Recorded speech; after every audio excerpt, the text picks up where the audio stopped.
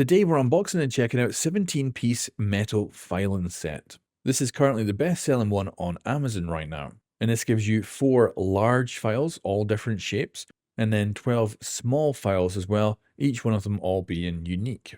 And it also comes with a plastic brush with metal bristles, and by far the cheapest thing in this overall build. It also comes with an actual case to hold all of this stuff together. And you get quite a lot for your money here, but I would say this stuff is going to be very fragile. So for instance, let's say you have a box and it's got some tape on it and you want to cut that tape. Do not use any of the small files. They will totally snap in half. This is just very cheap cast steel and it's going to easily break. So be very wary of that.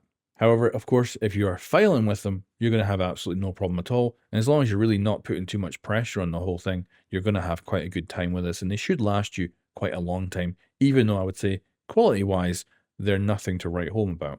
But for the price, they're perfectly good. And as long as you treat them as something that is fragile and is just for filing, and you don't use it for any other task, you don't try prying anything open with these, then you're going to have a perfectly good time with them.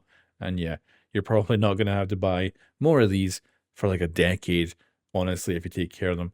And yeah, each one has different shapes, so you should have no issue essentially having everything you need to work with here.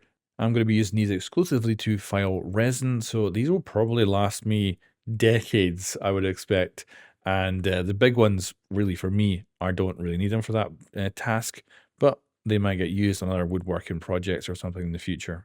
And that covers all of the details. I don't think you're going to need my voiceover anymore to bug you, so I'll just let you watch all the different shapes you get with this pack, and of course the size of them.